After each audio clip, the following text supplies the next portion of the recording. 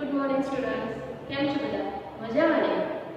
ધોરણ 5 પર્યાવરણ આપણું ચેપ્ટર નંબર 9 એક સેશન આપણે ઓનલાઈન જોઈ ગયા છે।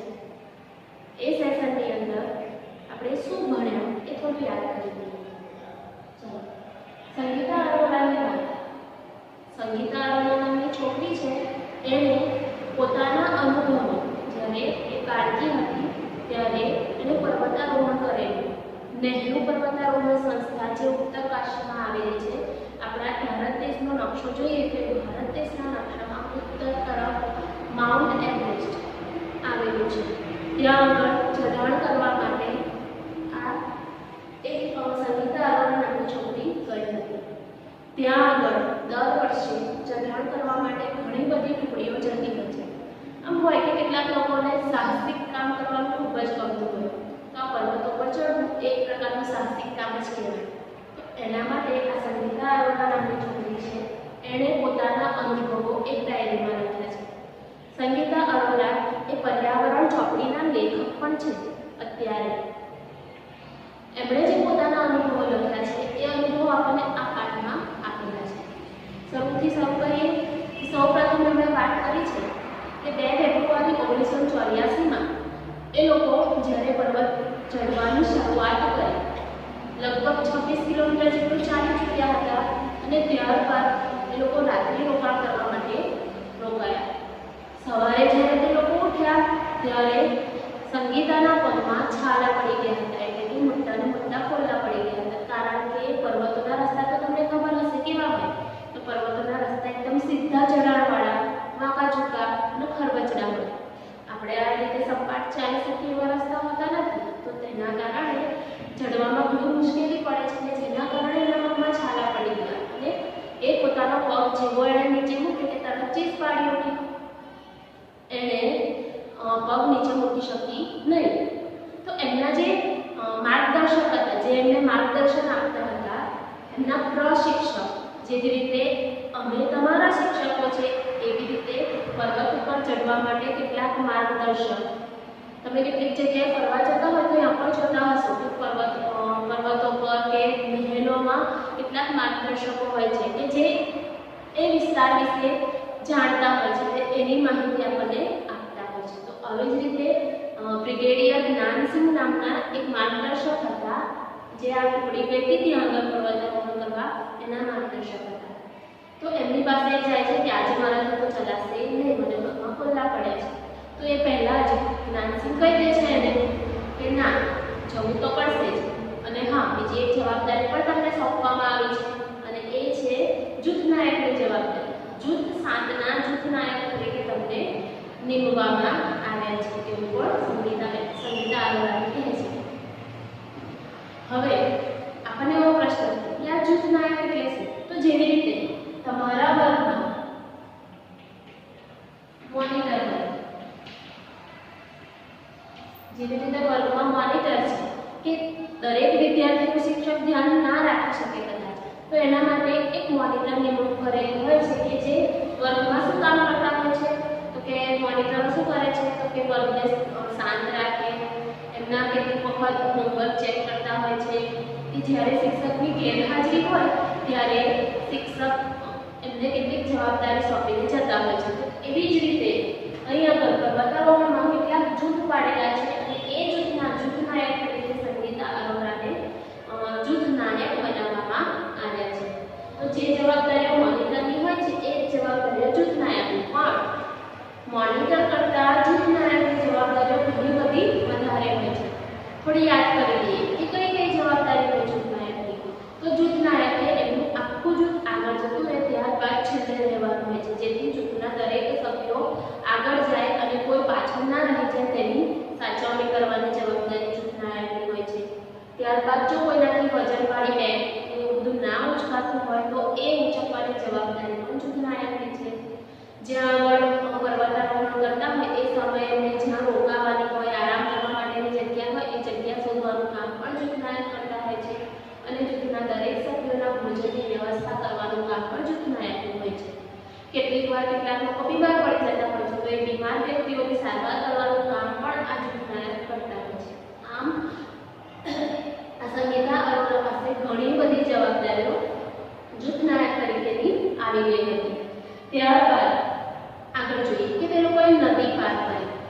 બીજે દિવસ જ્યારે લોકો 8 કિલોમીટર જેટલું ચાલ્યા ત્યારબાદ એક નદી આવી. હવે આ નદીને કેવી રીતે પાર કરવી? અત્યારે તો આપણી બાજુ આજુબાજુ નદીએ પુલ બનાવેલા હોય છે, તો આપણે પુલ પરથી સરળતાથી એક બાજુથી બીજી બાજુ કિનારે જતા રહેવું છે. પરંતુ પર્વતો પર નદી પાર કેવી રીતે કરવી? તો એ નદીના બંને છેડા પાસે, ધારો કે આ નદી છે, તો એ નદીના બંને છેડા પાસે આમ ખીલા અને કોરડા વડે એક જાડું કોરડું અને આ છે ખીલા, જાડું કોરડું બાંધેલું હતું નદીના બંને કિનારે. અને આ દોરડાને પકડીને એક કિનારેથી બીજા કિનારે જવાનું હતું. તો આવી રીતે એ લોકોએ નદી પાર કરી અને આ એક ઘણું સાહસિક કામ કરી શકાય. ત્યારબાદ છે ખડકો પર ચડવું. ખડકો એટલે પર્વતો. ખડકો પર ચડવું કેવી રીતે? તો જ્યારે આપણે ખડકો પર ચડતા હોય છે તો એ રસ્તા ખરબચડા છે, એકદમ સીધા નથી. તો એટલા માટે ખડકો પર ચડવા માટે એમને એક સૂચના આપવામાં આવે છે કે જ્યારે પણ તમે ખડક પર ચડો તો આપણે એકદમ સીધા ચાલીએ છીએ એવી રીતે ચાલી શકીએ નહીં. જેવી રીતે આપણે પૃથ્વી ઉપર ઊભા છીએ, અહીંયા આગળ ધારો કે હું ઊભી છું, તે ઊભી છે, તો પૃથ્વી પર ઊભા હોય ત્યારે આપણું શરીર અને પૃથ્વી વચ્ચે કેટલા અંશનો ખૂણો બને છે? 90 અંશ. તો ગુરુત્વાકર્ષણ બળ, તમને સમજ આપી હતી ગુરુત્વાકર્ષણ વિશે. ગુરુત્વાકર્ષણ બળને કારણે આપણે પડી જતા નથી, જેથી આપણા શરીર અને પૃથ્વી વચ્ચે 90 અંશનો ખૂણો બનવો જરૂરી છે. હવે એવી જ રીતે ખડકો પર જ્યારે ચડતા હોય છે તો ખડકો પર ચડતી વખતે આપણે એની ઉપર સીધા ચડી શકતા નથી. એના માટે ખડકની છેક ટોચ ઉપર દોરડું બાંધેલું હોય છે ને એ દોરડા ઉપર આપણે લટકાઈને અને ત્યારબાદ એ દોરડાને પકડીને આપણી કમર પર એ દોરડું ફિટ બાંધવામાં આવે છે ને ત્યારબાદ આપણા શરીરને ખડકથી 90 અંશ, ધારો કે આ ખડક છે, તો આપણા શરીરને ખડકથી 90 અંશનો ખૂણો બને એટલે આપણે કેવું ખૂણો પડે? આમ ત્રાંસું. એવી રીતે ખડક ચડવામાં આવે છે. ટૂંકમાં યાદ રાખવાનું કે ખડક અને આપણી વચ્ચે 90 અંશનો ખૂણો બનશે તો આપણે પડી જઈશું નહીં અને થોડીક સરળતાથી આ ખડક ચડવામાં મદદ મળશે. પછી આગળ જોઈએ એક રમૂજી બનાવ પણ આપણે લખેલો છે. એ બનાવની અંદર શું હતું? તો એમના જે જૂથ હતું એ જૂથની અંદર મિઝોરમ નામનું એક ગામ છે, ત્યાંની એક છોકરી, મિઝોરમ નામની એક છોકરી આવેલી હતી. તેને મિઝો ભાષા આવડતી, માત્ર તેની પ્રદેશની ભાષા, પ્રાદેશિક ભાષા જાણતી હતી. એ હિન્દી કે અંગ્રેજી પણ જાણતી ન હતી. સંગીતા અરોરા હિન્દી અને અંગ્રેજી બંને ભાષાઓ જાણતી હતી, પરંતુ તે મિઝો ભાષા જાણતા ન હતા. ખાનબોંદી નામની છોકરી છે. આ ખાનબોંદી નામની છોકરી સાથે એમને ઘણી આત્મીયતા હતી. એ લોકો પોતાની વાતચીત દ્વારા વાત નહોતા કરી શકતા, કારણ કે બંનેની ભાષા અલગ અલગ હતી અને બંને એકબીજાની ભાષા સમજી પણ નહોતા શકતા. અને એટલા જ માટે એ લોકો ઘણા નજીક આવ્યા, પોતાની વચ્ચે આત્મીયતા થઈ. એક દિવસ એવું થયું કે એ લોકો ખોવાઈ ગયા, પોતાના જૂથથી અલગ પડી ગયા. આ સંગીતા અને ખાનબોંદી આ બંને એકબીજાથી અલગ પડી ગયા અને ખોવાઈ ગયા. આ બંને સાથે જૂથથી અલગ પડી ગયા અને ખોવાઈ ગયા. તો એ સમયે એક રમૂજી બનાવ એવો થયો કે જ્યારે એ લોકો ને ખૂબ જ ભૂખ લાગી ગઈ. એમાંથી જે ખાનબોંદી હતી એને ઘણી ભૂખ લાગી. તો ભૂખ લાગી એટલે શું કર્યું? એમના બેગમાં જે સામાન હતો એ તો પતી ગયો હતો. તો ખાનબોંદીએ એક નજીકના પર્વતો ઉપર જે ખેતર હતા એ ખેતરમાં જઈને 2 કાકડી તોડી લાવી. તો પાછળ એ ખેતરની જે માલકીન હતી એ પણ આવી. તો કાકડી તોડી લાવી એટલે પેલી માલકીન એને લડવા લાગી. પણ પેલી પર્વતીય વિસ્તારમાં રહેતી સ્ત્રી અને આ ખાનબોંદી જે મિઝો ભાષા સમજતી હતી, બીજી કોઈ ભાષા એને નથી આવતી, તો બંને એકબીજા સાથે ઝઘડો કરવા લાગી. પણ રમૂજી બાબત એ છે કે બંને એકબીજાની ભાષા સમજી શકતા ન હતા, તો બંને પોતપોતાની ભાષામાં એકબીજા સાથે લડવા લાગ્યા. તો તે વખતે આ સંગીતા અરોરાએ આ ઝઘડાને શાંત કરવા માટે બંને હાથ જોડ્યા અને પેલી સામેવાળી જે ખેતરમાં જેનું ખેતર હતું એ સ્ત્રીને હાથ જોડીને માફી માંગે છે. તો આવો એક રમૂજી બનાવ પણ એની સાથે થયો. તો ચાલો હવે આપણે આગળ જોઈએ. ચાલો ચોપડીની અંદર આખો પાઠ કેવી રીતે આપ્યો છે? તો આખા પાઠની અંદર લખાણમાં એની આખી વાર્તા આપેલી મહેમાનો. રાત્રિ ભોજન બાદ અમે ખાસ મહેમાન બચેન્દ્રી પાલને મળ્યા. 15 ફેબ્રુઆરી 1984ની વાત છે. બચેન્દ્રી પાલ એ એવરેસ્ટ શિખર ચડનારી દુનિયાની ભારતની કહીએ તો ભારતની સૌ પ્રથમ મહિલા છે અને દુનિયામાં એમનો 5મો નંબર છે. ત્યાં તો એ લોકો જ્યારે રાત્રિ રોકાણ કરવા રોકાયા હતા એ સમયે આ બચેન્દ્રી પાલ પણ ત્યાં આવ્યા. એ માઉન્ટ એવરેસ્ટ ચડનારી ટુકડીમાં પસંદગી પામ્યા હતા. એમને માર્ગદર્શક તરીકેની પસંદગી માઉન્ટ એવરેસ્ટ ટુકડીમાં મળી હતી. તો એ બ્રિગેડિયર જ્ઞાનસિંહના આશીર્વાદ લેવા માટે આવ્યા હતા. તે સાંજ ખુશીની હતી. અમે ગીતો ગાયા, એટલે કે જ્યારે બધા ભેગા થયા તો એ બધાએ ભેગા મળીને ગીતો ગાવા લાગ્યા. અને એ સમયે પહાડી ગીતો બહુ જ ફેમસ હતા. એવા કેટલાક પહાડી ગીતો અહીંયા આગળ આવ્યા છે અને બચેન્દ્રી પાલે પણ આ પહાડી ગીતો તેમની સાથે ગાયા. એને ખૂબ મજા આવી અને ખૂબ મસ્તી કરી. આ ગીતો કયા કયા છે તો પહાડી ગીતો બેડુ પાકો, બારામાસ, કફલ પાકો ચેતા, મેરી છેલ્લા ગાવામાં અને નૃત્ય કરવામાં બચેન્દ્રી પાલ આ લોકોની સાથે જોડાયા હતા.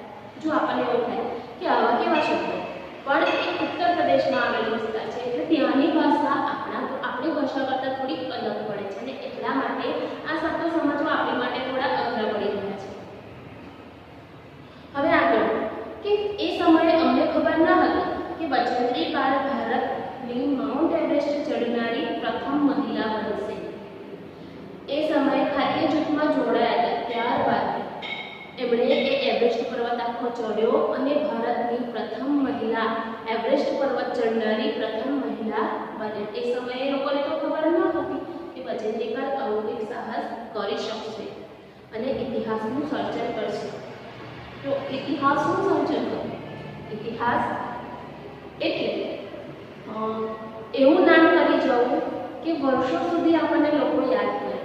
જો આપણે ઇતિહાસ ભણીએ છીએ કે જેની અંદર આપણે ઘણા પહેલાના સમયના લોકો કેવી રીતે રહેતા હતા, એ લોકો શું કામ કરતા હતા, કેવું કાર્ય કરતા હતા, એ બધું જ આપણે ઇતિહાસની મદદથી જાણી શકીએ છીએ. તો ઇતિહાસ સર્જવો એ ઘણું મોટું સન્માનની વાત કહેવાય અને બચેન્દ્રી પાલે આ સન્માન પોતાના માથે લીધું હતું. ભારતની સૌપ્રથમ મહિલા એવરેસ્ટ ચઢનારી બચેન્દ્રી પાલ. તે ક્યાંના રહેવાસી હતા તો એ નેપાળના રહેવાસી હતા અને દુનિયામાં 5મા નંબરે આ મહિલાનું સ્થાન આવે છે. બચેન્દ્રી પાલ દુનિયામાં 5મા ક્રમે આવે છે અને ભારતના તો પ્રથમ મહિલા એવરેસ્ટ સર કરનારા ગણવામાં આવે છે. તો ચલો આગળની વાત કરીએ. બરફમાં છાવણી. અમે 2134 મીટરની ઊંચાઈએ હતા. કઈ તારીખ? 18 ફેબ્રુઆરી 1984. અત્યારે એક પર્વતની કેટલી ઊંચાઈએ હતા તો 2134 મીટર જેટલી ઊંચાઈ ઉપર 2134 મીટરની ઊંચાઈ એ ઘણી બધી ઊંચી ઊંચાઈ હતી. અમારે રાત્રિ અહીં વિતાવવાની હતી. દરેક જણ તંબુ બાંધવામાં વ્યસ્ત હતા. જો જ્યારે રાત્રિ એ લોકોને વિતાવવાની હોય તો એ લોકોએ એક પ્રકારનું ટેન્ટ બાંધવું પડે છે. એ તમે જોયું હશે અને અહીંયાના ચિત્રમાં પણ તમને બતાવી રહી છું. આ પ્રકારનું ટેન્ટ બાંધવામાં આવે છે ખીલ્લા અને દોરડા પર અને આ ટેન્ટ કોઈ સાથે લઈને કર જગ્યાએ પગું પડતું હોય છે. હવે જ્યારે લોકો ટેન્ટ બાંધી રહ્યા હતા ઊંચાઈ ઘણી હતી તો જેમ જેમ આપણે પર્વત પરથી ઊંચા છીએ ને પર્વત પર એમ તમે જોશો તો પવનનો જે વેગ છે ને એ વધતો જતો હોય છે. તો અહીંયા પર ઘણો પવન હોવાને કારણે પવનનો વેગ વધુ હોવાને કારણે આ જે ટેન્ટ લોકો બાંધી રહ્યા હતા એ વારે ઘડીએ ઉડી જતા હતા. જેમ બાંધે એમ ઉડી જાય. એ પવનમાં રહી શકતા ન હતા. હવે જોઈએ અમે તંબુ માટે અને પાથરવા માટે 2 પળની પ્લાસ્ટિકની ચાદરનો ઉપયોગ કર્યો અને ખીલાઓ મારી તંબુ લગાવવા લાગ્યા. ઘણા બધા ખીલામાંથી એ લોકો તંબુ લગાવવા લાગ્યા અને એકની જગ્યાએ 2 પ્લાસ્ટિકની. જેમ વજન વધારે હશે, જો વજનમાં હલકી વસ્તુ હોય તો એ પવનમાં ઝડપથી ઉડી જાય, પરંતુ વજનમાં ભારે વસ્તુ હોય તો એ ઝડપથી ઉડી શકતી નથી, એટલે એ લોકોએ એકની જગ્યાએ બે પ્લાસ્ટિક શીટનો ઉપયોગ કર્યો. આ બે પ્લાસ્ટિક શીટની મદદથી એ લોકો તંબુ બાંધવા. હવે તંબુ તો બંધ થઈ ગયું, તો બંધાયા પછી એમણે શું કર્યું તો એ તંબુની આજુબાજુ ખાડો ખોદવા લાગ્યા. તંબુની આજુબાજુ ખાડો ખોદવા લાગ્યા. ખાડો ખોદી આનો પ્રશ્ન કે તંબુની આજુબાજુ ખાડો કેમ ખોદવામાં આવ્યો એ આપણે આગળ જોઈએ છીએ.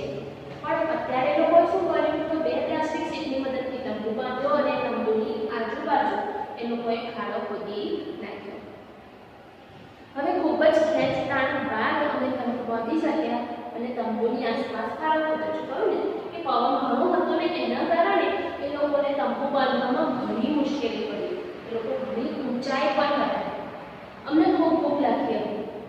અમે ચૂલો બનાવી રાંધવા માટે લાકડા, પથ્થરો અને અન્ય સામગ્રી શોધ્યા. ચૂલો બનાવવા માટે, ખાવા બનાવવા માટે અમને ચૂલાની જરૂર પડે. ચૂલો બનાવ્યો, લાકડા શોધ્યા અને ત્યારબાદ વિવિધ પથ્થરો શોધીને પથ્થરથી આગ લગાવીને કોઈ પોતાનો ખોરાક રાંધ્યો. ત્યારબાદ જમ્યા અને જમ્યા પછી છાવણીની આસપાસનો કચરો ભેગો કરી એક બેગમાં ભરી દીધો. આપણે જ્યાં પણ જઈએ ને તો આપણે એવો આગ્રહ રાખવો જોઈએ કે કચરો કચરા પેટીમાં જ નાખીએ. આ લોકોએ પણ એવો જ આગ્રહ રાખ્યો કે જેને ઊંચા પર્વત પર કોઈ સાફ કરવાવાળો ના હોય. એટલા માટે પર્વત ઉપર એમણે પોતે જ આ જવાબદારી નિભાવી છે. તેમણે જે ખોરાક ખાધો અને એનાથી જે કચરો આજુબાજુ પડ્યો તો એ બધો જ કચરો એ લોકોએ એક બેગમાં ભેગો કરી દીધો. ઝડપથી અમે અમારી સુવાની બેગ લઈ. જો સુવાની બેગ પ્લાસ્ટિકની એક બેગ ગાડી છે જે આ પર્વતારોહણ કરવા જતા હોય. જે એવરેસ્ટ પહાડ છે એ પહાડ ખૂબ જ બરફાચ્છાદિત વિસ્તાર છે, કારણ કે એ ભારતના ઉત્તર વિભાગમાં આવેલો છે, ઉત્તર દિશા તરફ, ઉત્તર પ્રદેશ. અને ત્યાં આગળ ખૂબ જ ઠંડી પડે છે, જેના કારણે મોટા ભાગનો વિસ્તાર બરફથી છવાયેલો રહે છે. તો જે એવરેસ્ટ પર્વત છે એ પણ આખો વિસ્તાર બરફથી છવાયેલો જ રહે છે.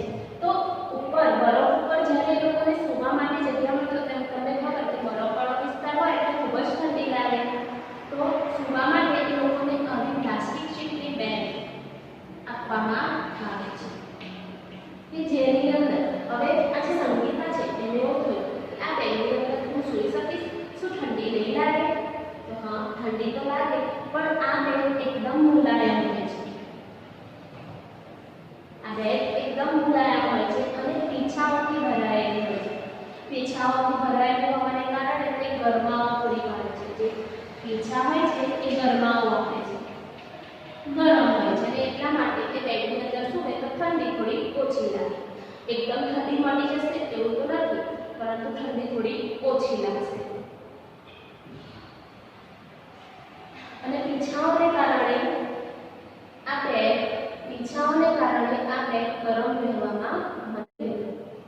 આપણે જોયું કે લોકો પીછાવાળી બેગમાં સૂઈ ગયા, જેનાથી લોકોને ઠંડી ઓછી લાગશે. હવે આગળ જોઈએ કે જેમ એ લોકો સવારે જ્યારે ઉઠે છે ત્યારે તેમનો જે આજુબાજુનો વિસ્તાર છે એ જે ઊંચાઈ પર પહોંચ્યા હતા ત્યાં આગળ ખૂબ જ બરફ પડતો હતો. તો બરફની ઝીણી ઝીણી જે પતરીઓ પડતી હતી એનાથી એ જોઈને લોકો એકદમ ખુશ થઈ ગયા. તમે દરેક વિસ્તારમાં જુઓ કે यहाँ આગળનો દરેક વિસ્તાર બરફથી છવાયેલો જોવા મળ્યો. એ છોડ હોય, ઝાડ હોય, નદી હોય, એ બધા ઉપર બરફ પડવા લાગ્યો. આપણને એવું જોવા મળે તો કેટલી મજા આવે ને. એટલો સુંદર વિસ્તાર કહેવાય કે જ્યાં આગળ ઝીણી ઝીણી બરફની પતરીઓ પડતી હોય છે અને જેના કારણે આખો વિસ્તાર બરફ આચ્છાદિત થઈ જાય છે અને આખો વિસ્તાર એટલો સુંદર લાગવા લાગે છે કે આપણને જોવાની મજા આવે છે. તો આ લોકો જ્યારે ઉઠ્યા સવારે ત્યારે બરફ ઝીણો ઝીણો પડતો હતો, જેના કારણે આજુબાજુનું વાતાવરણ એકદમ સુંદર બની ગયું હતું. હવે એ લોકો શું કરવા માંડ્યા કે આ વાતાવરણની મજા માણવા લાગ્યા. અને આ ઉપરાંત તમે જોયું હશે કે બરફના ગોળા વાળીને એકબીજા ઉપર ફેંકીને મસ્તી કરવા લાગ્યા. અને જો આપણે પણ લઈ જઈએ તો આપણે પણ એવું જ કરીએ ને, કરો જ ને, તમે કેમ ના કરો? હા, તો બરફના ગોળા એકબીજા પર ફેંકવા લાગ્યા અને ત્યાં આગળ તમને ખબર હોય તો બરફનો એક માણસ બનાવવામાં આવે છે. તો એ બરફનો મજા માણવા લાગ્યા. હવે આજે એ લોકોએ 2700 મીટરની ઊંચાઈ ઉપર જવાનું. કેટલી ઊંચાઈ?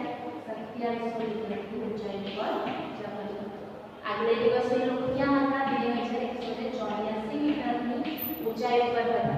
હવે એમણે આજે 2700 મીટરની ઊંચાઈ સુધી ચડવાનું, જે ઘણું લાંબુ અંતર છે.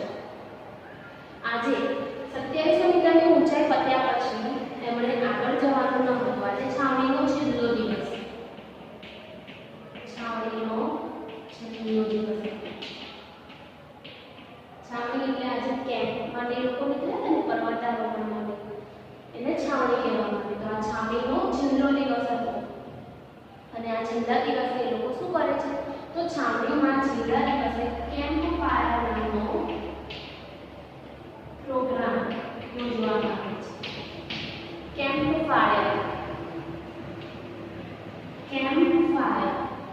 આ પ્રોગ્રામની અંદર એ લોકો શું કરે છે?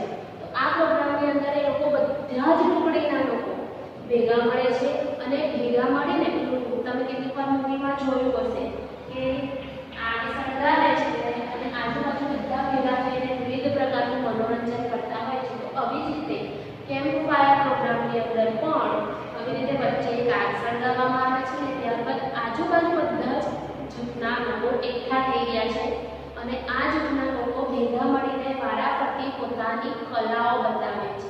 પોતાની કલા, કેટલાકને જોક્સ આવડતા હોય, કેટલાકને નૃત્ય આવડતું હોય, કેટલાક ડાન્સ આવડતું હોય, કેટલાકને સિંગિંગ ગાવાનું સારું હોય. તો આવી જુદી જુદી જે પોતાની અંદર કલાઓ રહેલી છે, જુદી જુદી કલાઓ દ્વારા એ લોકો મનોરંજન પોતપોતાનું અને એકબીજાનું કરતા. કેમ્પ ફાયર પ્રોગ્રામની અંદર સંગીત, નૃત્ય અને વિવિધ પ્રકારના જોક્સ, કેટલાકને હસાવતા પણ આવડતું હોય. તો આમ વિવિધ પ્રવૃત્તિઓ દ્વારા કેમ્પ ફાયરમાં પ્રોગ્રામ યોજવામાં આવતો. છાવણીનો છેલ્લો દિવસ હોવાથી જ્યારે પણ આવા પ્રોગ્રામ, જ્યારે પણ આવા જૂથ જ્યારે પર્વતારોહણ કરવા માટે જતા, તો જ્યારે કેમ્પનો છેલ્લો દિવસ હોય એ દિવસે આ કેમ્પ ફાયર નામનો પ્રોગ્રામ યોજવામાં આવે છે અને જેનાથી બધા એકબીજાને સારી રીતે ઓળખી શકે, એકબીજા સાથે મળી શકે અને પોતાનો પરિચય આપી શકે. ને આ છેલ્લા દિવસ પછી એ લોકો ફરી ક્યારેય મળવાના હોતા નથી. એટલે છેલ્લા દિવસને ખૂબ જ સારી રીતે ઉજવે છે, પોતાના મનોરંજન માટે એક દિવસને ફાળવતા હોય છે. તો આવી રીતે કેમ્પ ફાયર નામનો પ્રોગ્રામ એ લોકો યોજતા હોય છે. જો વિદ્યાર્થીઓ, આ પાઠ આપણો અહીં આગળ પૂરો થાય છે. હવે બચેન્દ્રી પાલ વિશે એક લેખ આપેલો છે, તે આપણે નવા સેશનમાં જોઈશું. ત્યાર પહેલાં બે મહત્વના પ્રશ્નો મેં તમને આગળ કહ્યું તેમ કે તંબુ જ્યારે એ લોકો બાંધતા હતા પર્વતારોહણ પર, એ સમયે તેઓ તંબુની આજુબાજુ ખાડો ખોદતા હતા. એ ખાડો ખોદવાનું કારણ શું હતું? તો જે તંબુ બાંધ્યો હતો એ તંબુની આસપાસ ખાડો ખોદવાનું કારણ, ઊંડો ખાડો ખોદવામાં આવે છે કે જેના કારણે ઝેરી જંતુઓ કે ઝેરી સાપ તંબુની અંદર પ્રવેશી ના શકે. જો તંબુ જે બાંધ્યો છે એના જો સીધી સપાટી હોય તો કોઈ પણ જીવજંતુ કે સીધું અંદર પ્રવેશી જશે, પરંતુ એ તંબુની આજુબાજુ ઊંડો ખાડો ખોદી દે છે જેના કારણે પેલા જીવજંતુ કે સાપને અંદર આવવા વાર લાગે અથવા તો અંદર ના પ્રવેશી શકે. અને એટલા માટે તંબુની આજુબાજુ ખાડો ખોદવામાં આવતો હોય છે. જો આગળ છે કે પર્વતારોહણ સિવાય બીજી કઈ પ્રવૃત્તિઓ સાહસિક ગણાય છે? આપણે કહ્યું તેમ કે પર્વતારોહણ ચડવું એ ખૂબ જ સાહસિક કામ છે, ખૂબ જ મહેનતભર્યું કામ છે. સાહસિક કામ હોવાથી એમાં ખૂબ જ મહેનત લાગે છે, પગે છાલા પડી જાય છે. કેટલી મોટી વજનવાળી બેગ આપણે ઉચકીને ઉપર જે ઊંચાઈ પર જાઓ તે સમયે તો આપણે ઓક્સિજનના સિલિન્ડર પણ સાથે લઈને જવું પડતું હોય છે. કારણ કે પર્વતની જેમ ઊંચાઈ વધે એમ ઊંચાઈ પર હવા પાતળી બને અને પાતળી બને એટલે ત્યાં આગળ ઓક્સિજન આપણને ઓછો મળે. એટલે ઓક્સિજનના બોટલની જરૂર પડતી હોય છે. આજે કેમ્પ યોજવામાં આવે છે 2700 મીટરની ઊંચાઈ સુધી આ લોકોએ પોતાનું ચઢાણ પૂરું કર્યું હતું. ત્યાં સુધી એમને ઓક્સિજનની જરૂર પડી નથી. પણ હવે માઉન્ટ એવરેસ્ટની ઊંચાઈ તમે જુઓ તો માઉન્ટ એવરેસ્ટની ઊંચાઈ 8000 કરતાં પણ વધારે છે. તો એટલી ઊંચાઈ પર જવું આપણા માટે ઓક્સિજન સિલિન્ડરમાં પણ શક્ય નથી. તો આ ઘણું સાહસિક કામ છે. તો આ સિવાયના બીજા કયા કામો સાહસિક ગણી શકીએ? સાહસિક એટલે આપણે પોતાનું સર્વસ્વ આપી દેવાનું હોય છે. આપણે પોતાનામાં કેટલી તાકાત છે એ આમાં બતાવવાની હોય છે.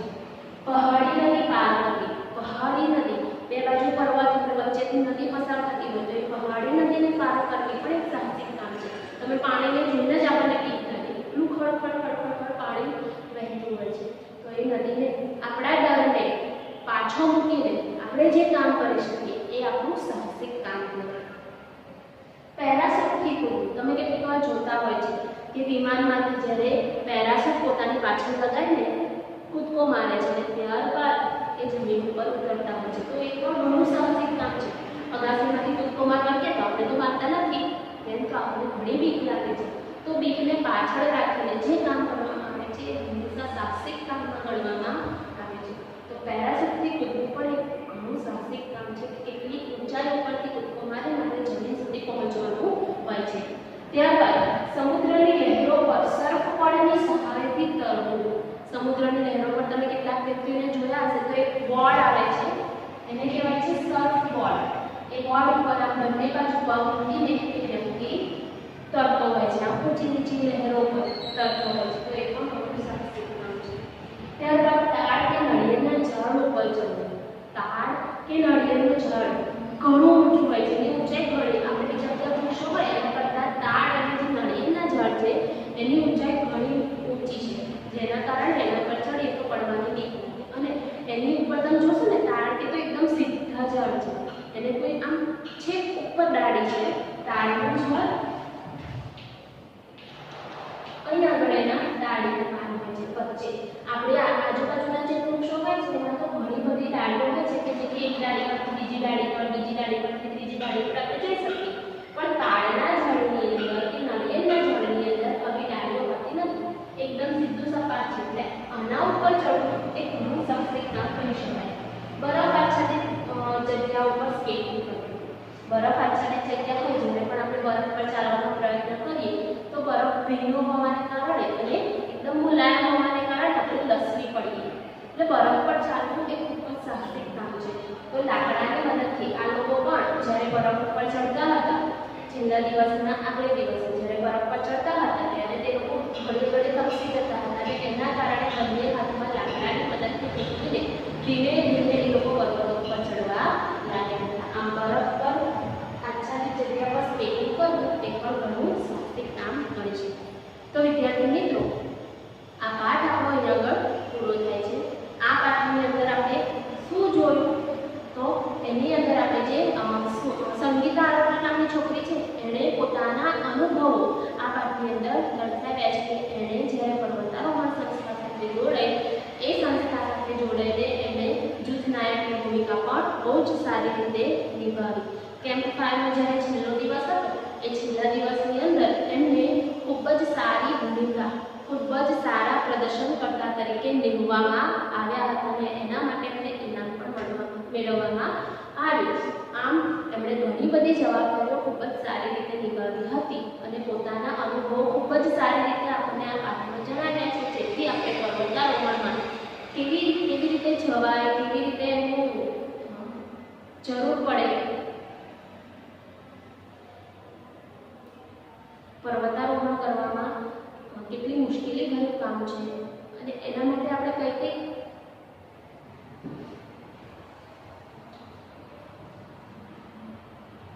તેમણે પોતાના અનુભવો દ્વારા આપણને ઘણું બધું જણાવ્યું છે.